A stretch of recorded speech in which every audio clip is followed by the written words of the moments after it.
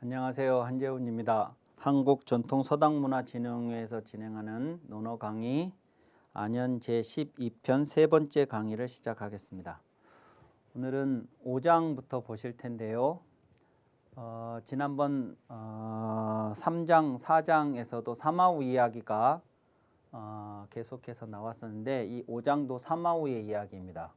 이것은 이제 스승 공자에게 질문을 한 것은 아니고 같은 동문이었던 자하라는 제자와의 이제 대화인데요. 사마우가 걱정이 있었습니다. 그래서 하는 말이 사마우 우왈 인계유 형제언을 아독무로다 했죠. 이것은 망자인데 망이라고 읽지 않고 없을 무자하고 같이 무라고 읽습니다. 없다 그러면 무라고 이제 망하다 그러면 망자로 읽고 없다 그러면 무라고 읽습니다.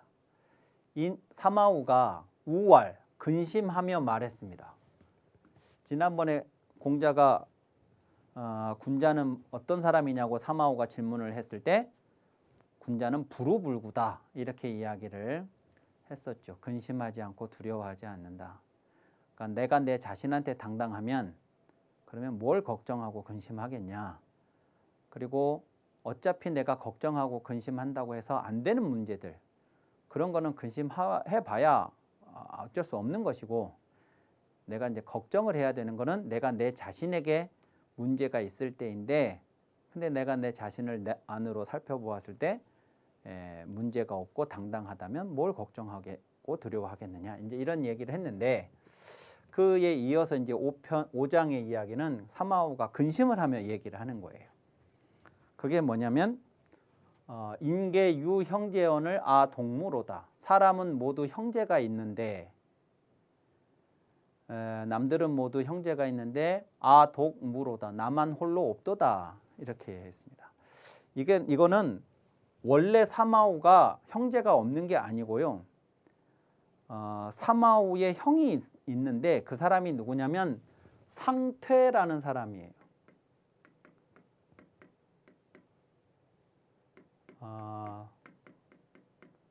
이 사람은 상으로 쓰기도 하고 환퇴라고도 해요. 환퇴라고도 하고 상퇴라고도 하고 하는 사람인데 이 사람이 이제 누구냐면 송나라의 정치인인데 송나라의 임금 경공이라는 임금의 총애를 받는 사람이었는데 공자가 송나라를 가셨을 때 공자를 해코지를 하려고 큰 은행나무 밑에서 제자들하고 이렇게 강론을 하고 계셨는데 그 나무를 와서 이제 베어버리고 위협을 가했던 그런 인물로 알려진 사람입니다. 그래서 공자에게 몹쓸 짓도 했고 또 그 자체로 이제 정치를 하면서 많은 적들을 그 임금의 총애를 믿고 적들을 만들어서 난리를 일으키고 이제 소란을 일으키고 이제 그런 적이 있어서 항상 이 사마우가 위태위태한 겁니다. 형제가 있는데 형이 있는데 그 형이 언제 어떻게 될지 늘 조마조마 해가지고 걱정이라는 말을 이렇게 한 겁니다. 그러자 그 고민을 들은 자하가 이렇게 얘기했어요. 상은 문지의로니, 요 상은 자하의 이름이죠.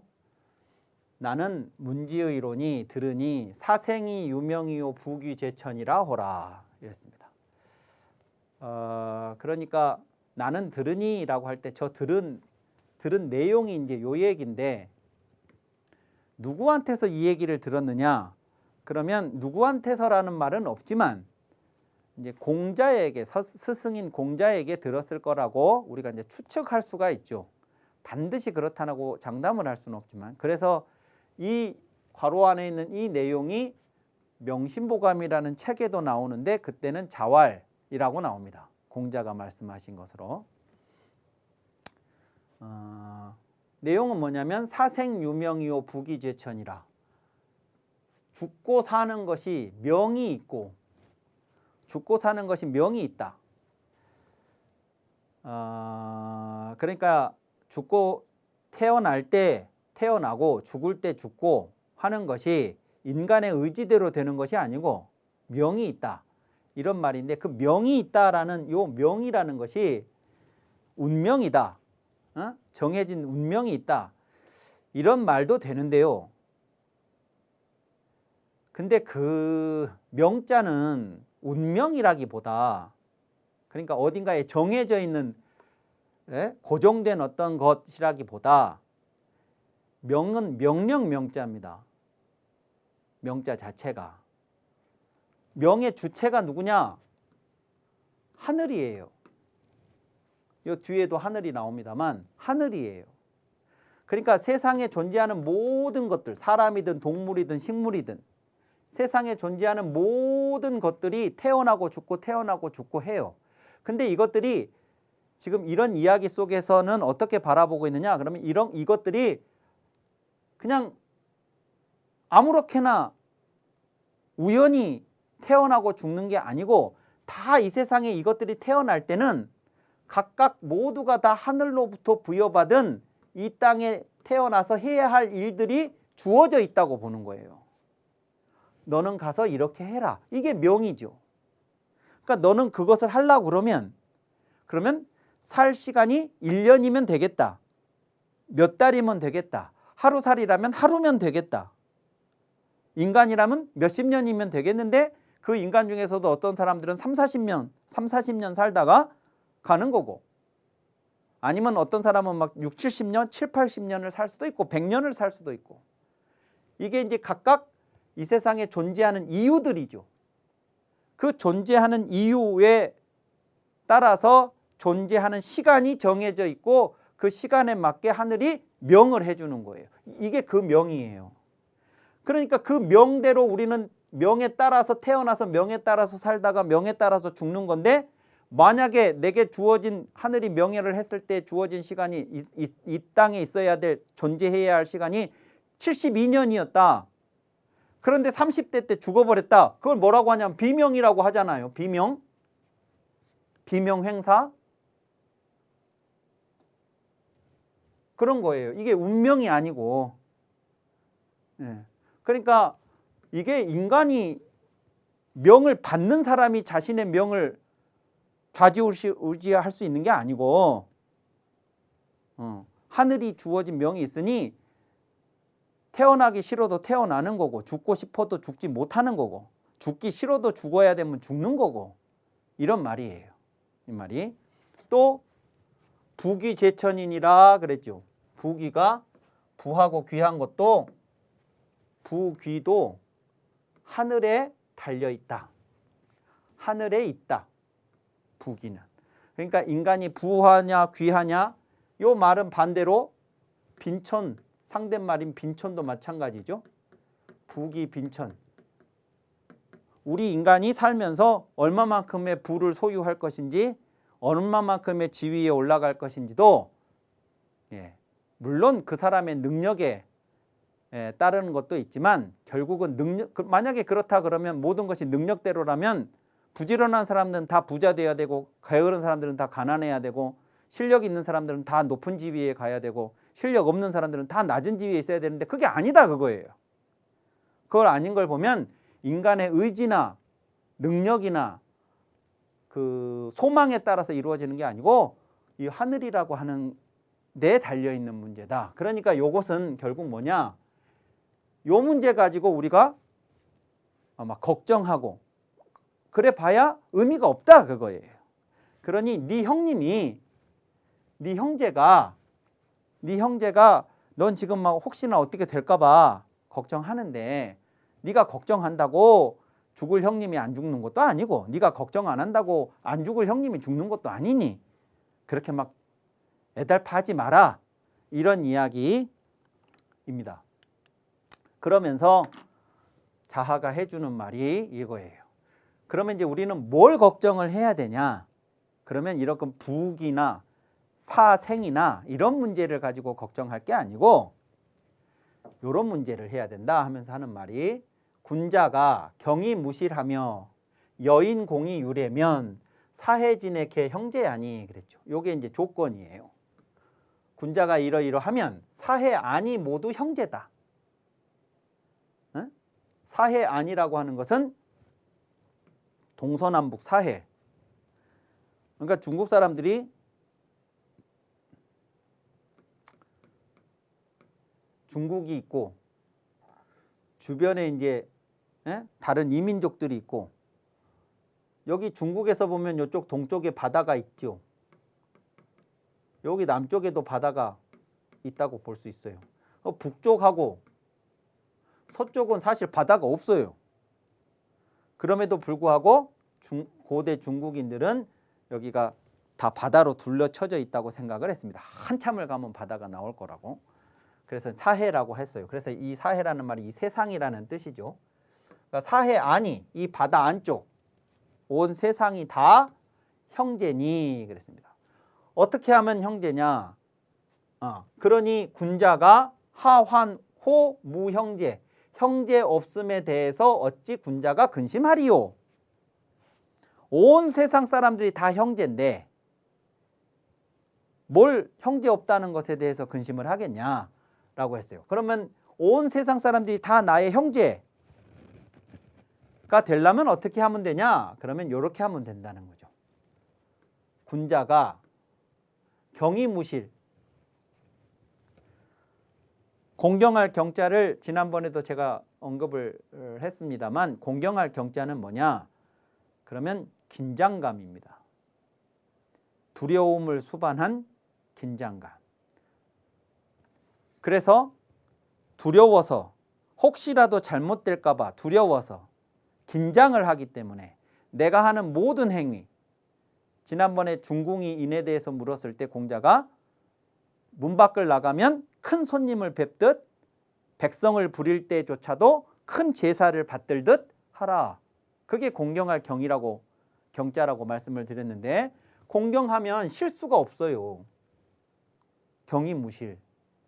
모든 것에 내가 하는 모든 일에 공경해서 실수가 없게 그렇게 하고 여인공의 내가 만나는 모든 사람들하고 함께 할 때 공손해요. 공손이라는 것은 나를 낮추는 것입니다.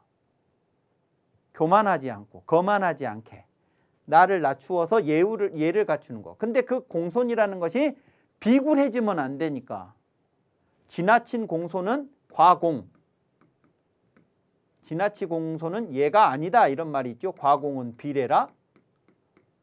그러니까 기본적으로 공손해야 되지만 그 공손이 예를 가지고 있어야 돼요. 공의유래. 공손하여 예가 있다면 남들과 함께 할 때 그 남들이 누구냐? 상관없이 그 사람이 누구든 상관없이 그 모든 내가 함께하는 사람들하고 함께할 때 공손하여서 예를 갖춘다면 그러니까 공경 아닙니까? 지금 공경. 군자는 공경해요. 내가 하는 모든 행위에 내가 하는 모든 일에 경하고 내가 마주하는 모든 사람에게 공손하고 그렇게 하면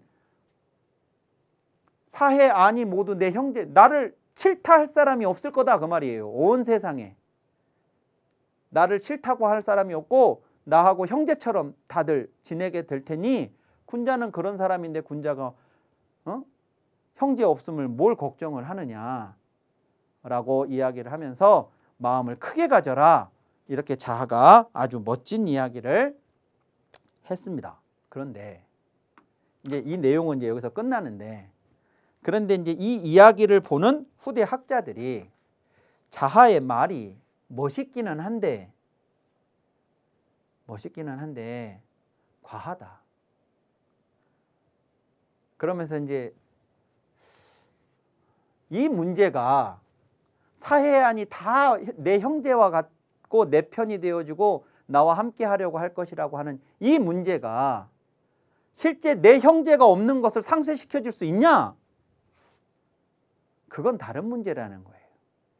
이 문제는 이 문제고 내 형제가 혹시 난리에 연루되어 가지고 목숨을 잃게 된다? 그거는 우리가 감당하기 어려운 고통일 거라는 거예요. 이것 때문에 그것이 없어지지 않는다는 거예요.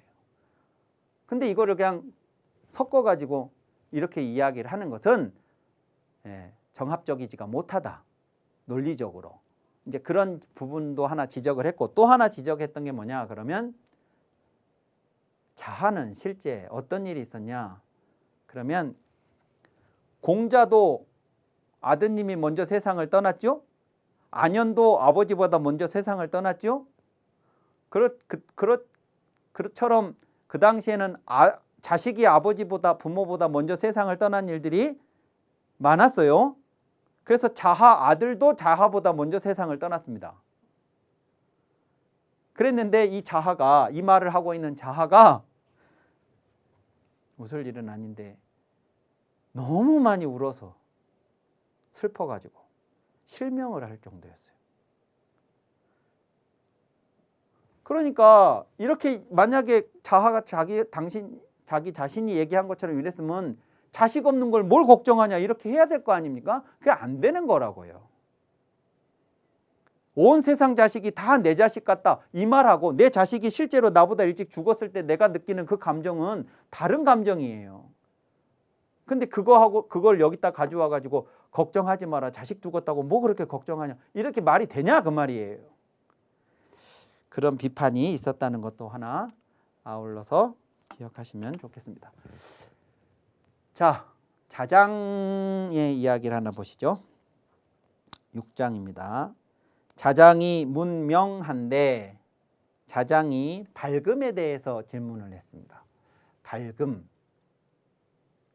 현명함이라고 해도 좋을 것 같고요. 사리에 밝다, 그런 문제에 관해서 질문을 했습니다. 밝음, 어떤 사람을 밝은 사람이라고 할 수 있겠습니까? 하고 질문을 했겠죠. 그 질문을 받은 공자가 이렇게 답을 하셨어요. 자왈 침윤지 참과 부수지소 불행언이면 가위 명야이의며, 침윤지 참과 부수지소 불행언이면 가위 원야이으니라 이랬죠.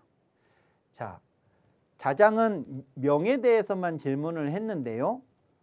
공자는 명에 대해서도 이야기를 했고 원에 대해서도 이야기를 했습니다. 원은 자장이 질문하지 않은 건데 공자가 함께 원이라고 말을 했어요. 근데 내용은 같은 거예요. 침윤지 참과 부수지소 불행언이면, 침윤지 참과 부수지소 불행언이면 똑같아요. 그런데 이제 이렇게 되면 명이라고 말할 수도 있을 테고 원하다고 말할 수도 있을 테다. 이렇게 이제 답을 한 겁니다.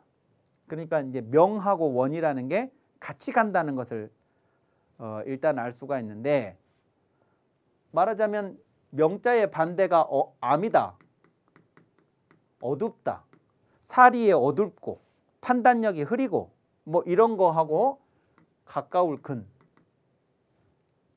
원자의 반대가 가까울 근이니까 명자의 반대가 어두울함이고, 그러면 이게 이제 근시안적인, 그러니까 이제 어둡다라는 건 근시안, 그냥 요 가까운 것만 생각하고 가까운 것만 보고 그냥 당장만 생각하고 살아가는 이제 그런 그 판단력과 식견의 소유자다 이렇게 본다면, 밝을 명자는 그보다는 훨씬 더 멀리 내다보고 훨씬 더 크게 생각하고 높게 바라보고 하는 이제 그런 판단력의 소유자다 이렇게 볼 수 있겠습니다. 자, 그러면 이제 어떤 사람을 그렇다고 말할 수 있느냐? 그러면 두 가지를 얘기했어요. 참과 소, 참소, 그 다음에 하소연. 요게 참소고 요게 하소연입니다. 참소는 뭐냐? 그러면 남의 그 잘못을, 그러니까 A의 잘못을 B에게 내가 흉을 보는 겁니다. 근데 A가 명백하게 잘못을 저질러서 내가 이야기하는 거라기보다 A는 그렇지 않은데 B가 A를 나쁜 사람이라고 생각하도록 내가 말을 꾸며서 하는 거예요. 그러니까 A가 잘못을 해서 내가 B한테 그 잘못을 얘기해 주는 걸 우리가 험담이라고 하지는 않아요. 그냥 뭐 고자질이라고는 할 수 있어도. 근데 지금 이 참소라는 건 뭐냐? 그러면 사실보다 훨씬 부풀렸거나 아니면 없는 사실을 날조했거나 해서 B가 A에 대해서 나쁜 감정을 갖도록 만드는 행위가 참소입니다.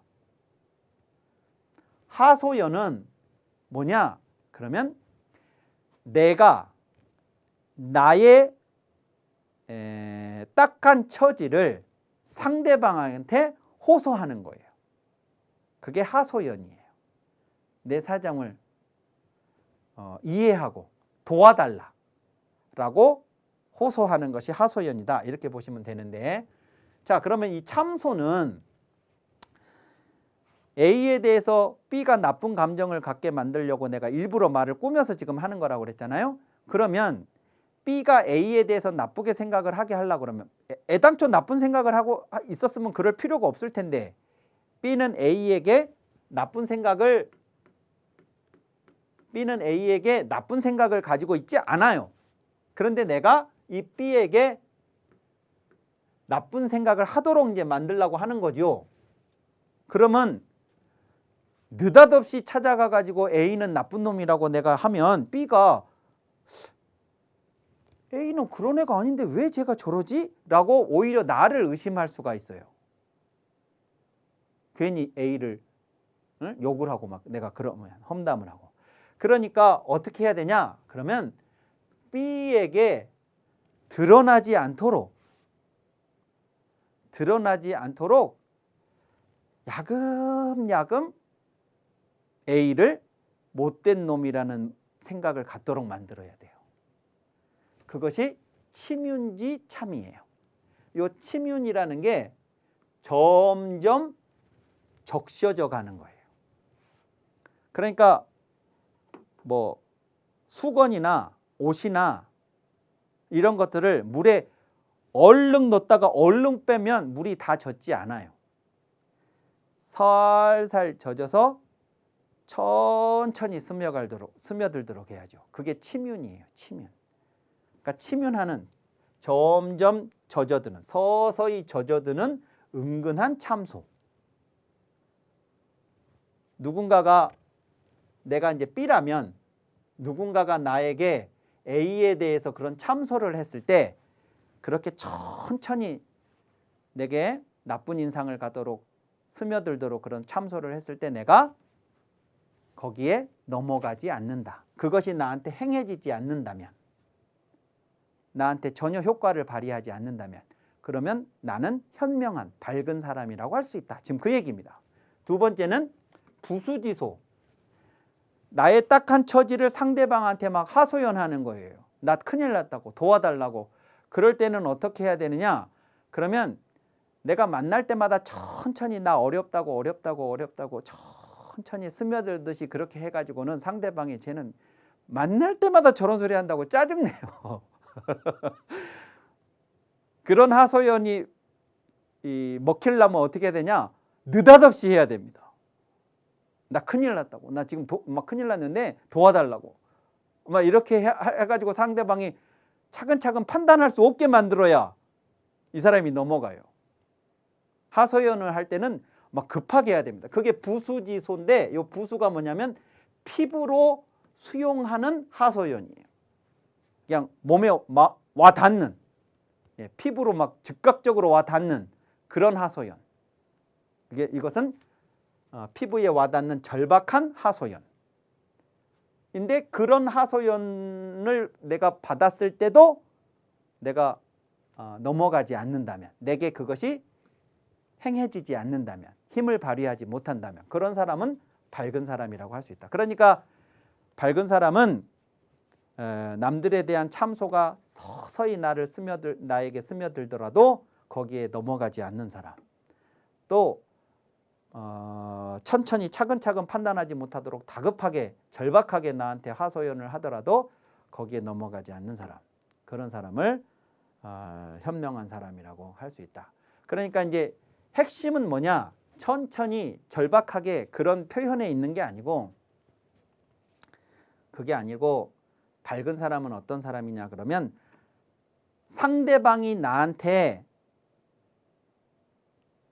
어떤 방식으로 내 판단을 강요하더라도 내가 그 상대방에 의해서 조종되지 않는 사람을 말하는 거죠.